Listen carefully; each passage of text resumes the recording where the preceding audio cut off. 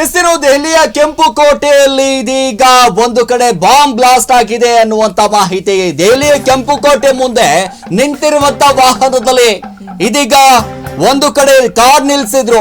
ಆ ಕಾರ್ನಲ್ಲಿ ಒಂದ್ ಕಡೆ ಸ್ಫೋಟಕವಾದಂತ ಮಾಹಿತಿ. ಬಾಂಬ್ ಬ್ಲಾಸ್ಟ್ ಆಗಿದೆಯೋ ಅಥವಾ ಏನಾಗಿದೆಯೋ ಗೊತ್ತಿಲ್ಲ. ಪ್ರಮುಖವಾಗಿ ಇದೀಗ 10 ಜನ ಬಲಿಯಾಗಿದ್ದಾರೆ ಅನ್ನುವಂತ ಮಾಹಿತಿ ಲಭ್ಯವಾಗ್ತಾ ಇದೆ. ಸ್ಫೋಟದಲ್ಲಿ ಹಲವಾರು ಕಾರುಗಳು ಧಗಧಗನೆ ಹೊತ್ತಿ ಉರಿತಾ ಇದೆ. ಹೆಣಗಳು ಇಲ್ಲಿ ಛಿದ್ರವಾಗಿ ಬಿದ್ದಿರುವಂತದ್ದು.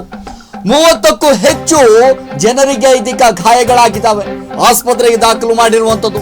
ನೋಡಿ, ಸ್ಥಳಕ್ಕೆ 7 ಅಗ್ನಿಶಾಮಕ ದಳದ ವಾಹನಗಳು ಕೂಡ ಇದೀಗ ದೌಡಾಯಿಸಿರುವಂತದ್ದು. ಮೆಟ್ರೋ ಗೇಟ್ ನಂಬರ್ 1ರ ಬಳಿ ಭಾರಿ ಸ್ಫೋಟ ಆಗಿದೆ. ಸ್ಥಳಕ್ಕೆ ಬಾಂಬ್ ನಿಷ್ಕ್ರಿಯ ದಳ ಪೊಲೀಸರು ಒಂದ್ ಕಡೆ ದೌಡಾಯಿಸಿದ್ದಾರೆ.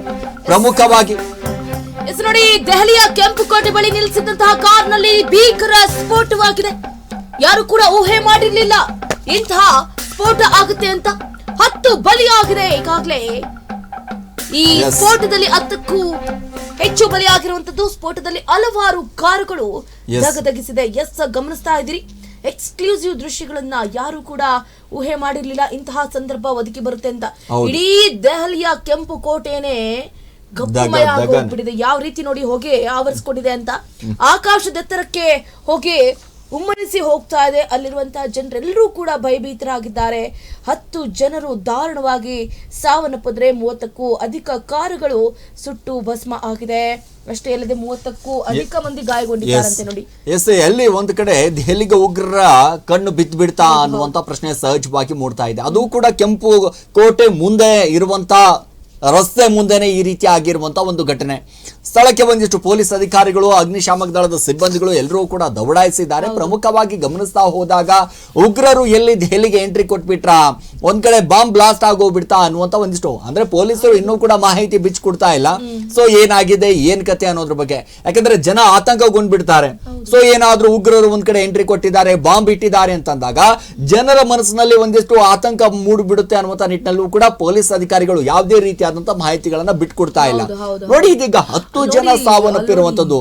ನೋಡಿ ಯಾವ ರೀತಿಯಾಗಿ ಬ್ಲಾಸ್ಟ್ ಆಗಿದೆ. ಪ್ರಮುಖವಾಗಿ ಗಮನಿಸ್ತಾ ಹೋದಾಗ ಮತ್ತೊಂದು ಕಡೆ ಪೊಲೀಸ್ ಅಧಿಕಾರಿಗಳು ಇದೀಗ ಅಲ್ಲೆಲ್ಲವೂ ಕೂಡ ಸರ್ಚ್ ಮಾಡ್ತಾ ಇದ್ದಾರೆ.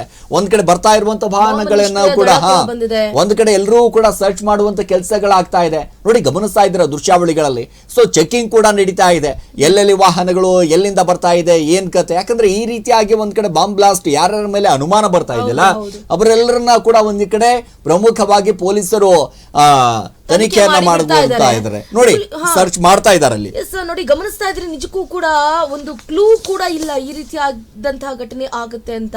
ನೋಡಿ, ಒಂದ್ ಕಡೆ ನಮ್ಮ ಪರಪ್ಪನ ಅಗ್ರಹಾರದಲ್ಲೂ ಕೂಡ ಒಂದಷ್ಟು ಉಗ್ರಗಾಮಿಗಳಿಗೆ ಸೆಲ್ ಫೋನ್ ಗಳನ್ನ ಕೊಟ್ಟಿರೋದ್ರಿಂದ, ಶಕೀಲ್ ಅವರಿಗೆ ಹೌದು ಸೆಲ್ ಫೋನ್ ಗಳನ್ನ ಕೊಟ್ಟಿರೋದ್ರಿಂದ ಏನೇನೆಲ್ಲ ಆಗ್ತಾ ಇದೆ ಅಂದ್ರೆ ನಮ್ಮ ಕರ್ನಾಟಕದಲ್ಲಿ ಆಗ್ತಾ ಇರುವಂತಹ ಬೆಳವಣಿಗೆಗಳನ್ನ ಗಮನಿಸ್ತಾ ಇದ್ರೆ, ದೆಹಲಿಯಲ್ಲಿ ನೋಡಿ ನಿನ್ನೆ ಫೋನ್ ಗಳನ್ನ ಕೊಟ್ಟಂತಹ ವಿಡಿಯೋಸ್ ಗಳು ವೈರಲ್ ಆಗಿದ್ರ ಬೆನ್ನಲ್ಲೇ ಇವತ್ತು ದೆಹಲಿಯಲ್ಲಿ ಕೆಂಪು ಕೋಟೆಯ ಮುಂಭಾಗವೇ ಎಂತಹ ವಿಚಿತ್ರ ಘಟನೆ ನಡೆದಿದೆ. ಕಾರುಗಳ ದೃಶ್ಯಗಳನ್ನ ಗಮನಿಸ್ತಿದ್ದೀವಿ. ಕಂಪ್ಲೀಟ್ಲಿ ಛಿದ್ರ ಆಗಿದೆ.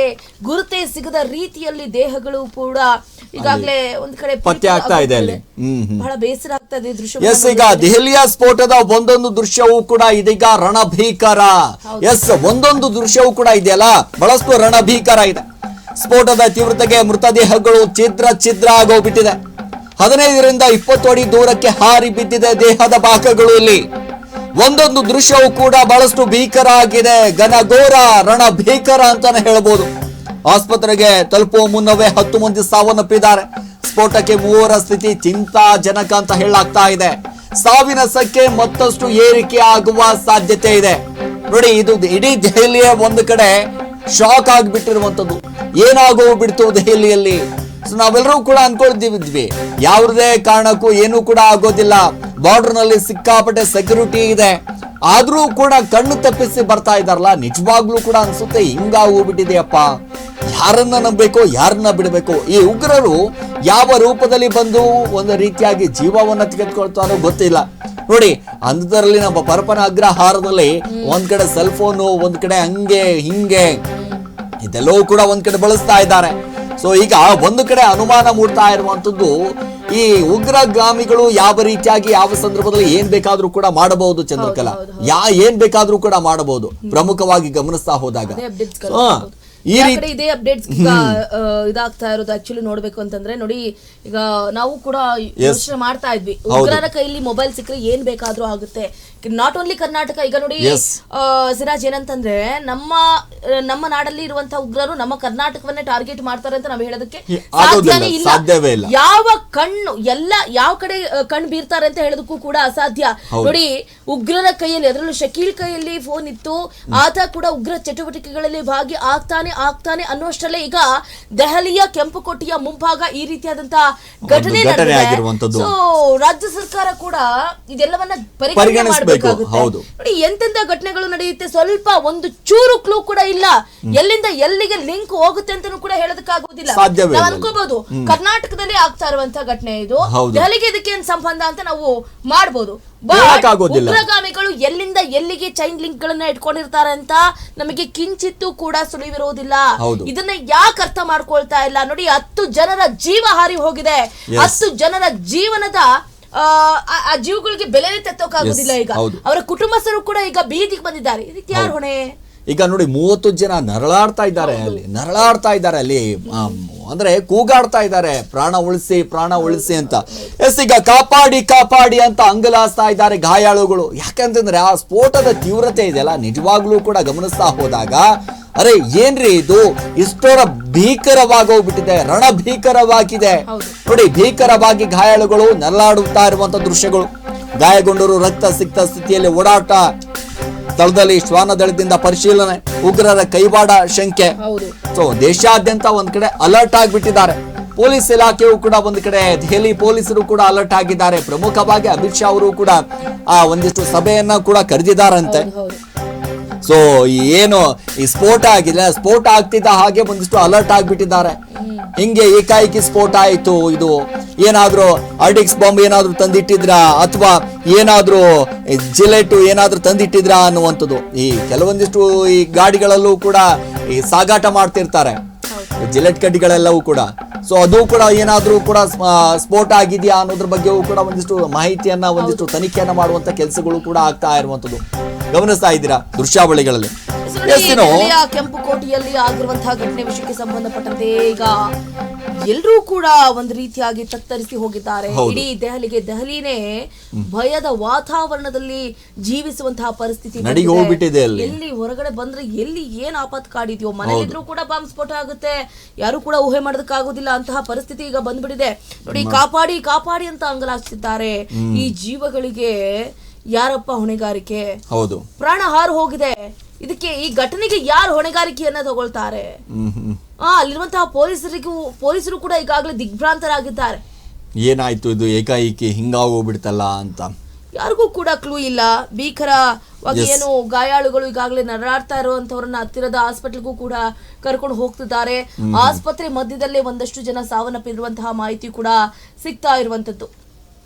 ಎಸ್, ಸ್ಫೋಟದ ಸ್ಥಳದಲ್ಲಿ ಒಂದ್ ಕಡೆ ಈ ಜಿಲೆಟ್ ಕಡ್ಡಿಗಳ ಜೊತೆಗೆ ಒಂದ್ ಕಡೆ ಬೇರೆ ಬೇರೆ ರೀತಿಯಾದಂಥ ಒಂದಿಷ್ಟು ವಸ್ತುಗಳು ಕೂಡ ಪತ್ತೆ ಆಗಿದೆ ಅನ್ನುವಂಥದ್ದು ನೋಡಿ.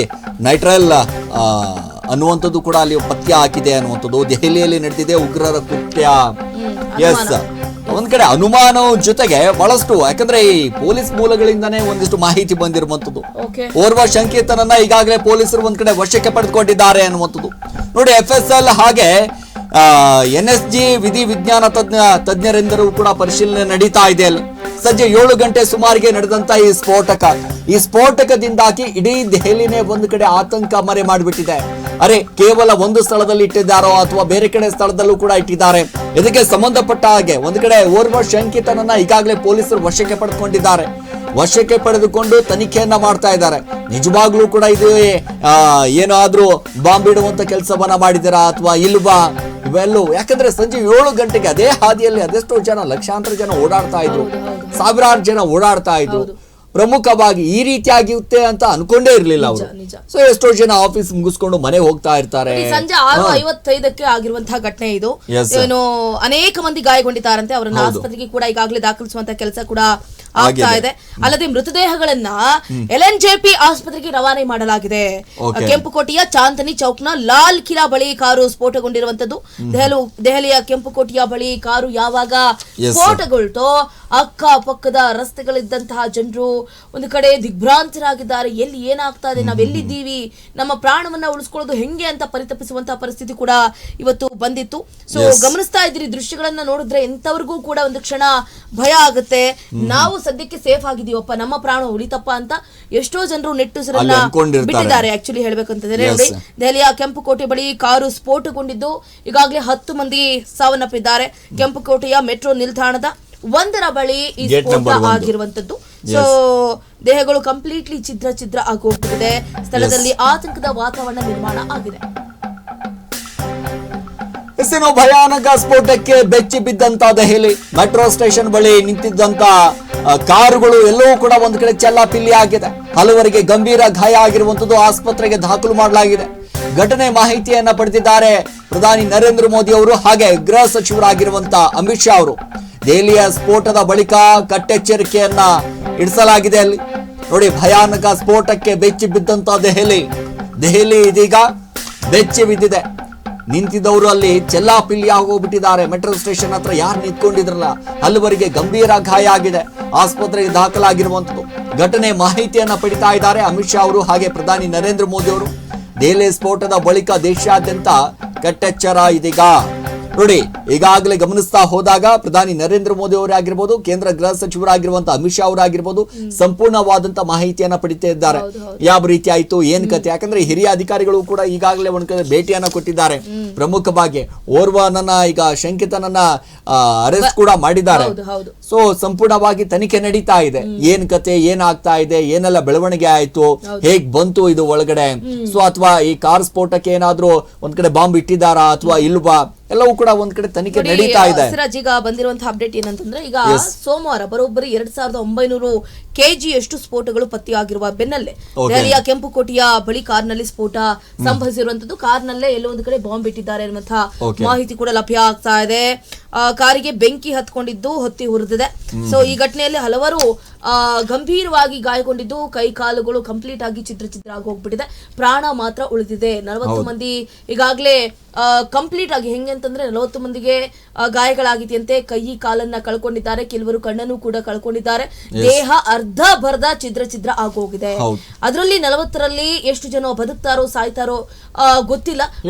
ಕ್ಷಣಕ್ಕೂ ಕೂಡ ಸಾವಿನ ಸಂಖ್ಯೆ ಏರಿಕೆ ಆಗ್ತಾನೆ ಇದೆ. ಈಗಾಗಲೇ ಗೃಹ ಸಚಿವ ಕೇಂದ್ರ ಗೃಹ ಸಚಿವರಾಗಿರುವಂತಹ ಅಮಿತ್ ಶಾ ಅವರಾಗಿರ್ಬೋದು, ಪ್ರಧಾನಿ ನರೇಂದ್ರ ಮೋದಿ ಅವರಾಗಿರ್ಬೋದು, ಸತ್ತಂತಹ ಕುಟುಂಬಕ್ಕೆ ಸಂತಾಪವನ್ನ ಸೂಚಿಸುವಂತಹ ಕೆಲಸವನ್ನು ಕೂಡ ಮಾಡ್ತಾ ಇದ್ದಾರೆ. ಗೃಹ ಸಚಿವರಾಗಿರುವಂತಹ ಅಮಿತ್ ಶಾ ಅವರು ಕೂಡ ಈಗಾಗಲೇ ತನಿಖೆಯನ್ನ ಚುರುಕುಗೊಳಿಸಿ ಅಂತ ತನಿಖಾ ತಂಡ ಹೇಳ್ತಾ ಇದ್ದಾರೆ. ಏನೇ ಆಗಿರಬಹುದು, ಈ ಸಾವು ನಿಜಕ್ಕೂ ಕೂಡ ದುರಂತ ಅಂತಾನೆ ಹೇಳ್ಬೋದು.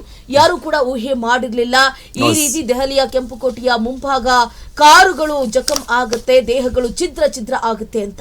ಎಸ್, ನೋಡಿ, ಇಷ್ಟೆಲ್ಲವೂ ಕೂಡ ಒಂದು ಕಡೆ ದೆಹಲಿಯಲ್ಲಿ ಇವತ್ತು ಪ್ರಮುಖವಾಗಿ ಇಷ್ಟೆಲ್ಲವೂ ಕೂಡ ಒಂದು ರೀತಿಯಾದಂತಹ ಬೆಳವಣಿಗೆ. ಯಾಕಂದ್ರೆ ಈ ಬೆಳವಣಿಗೆಯಿಂದಾಗಿ ಇಡೀ ದೆಹಲಿನೇ ಒಂದು ಕಡೆ ಶಾಕ್ ಆಗೋಗ್ಬಿಟ್ಟಿದೆ.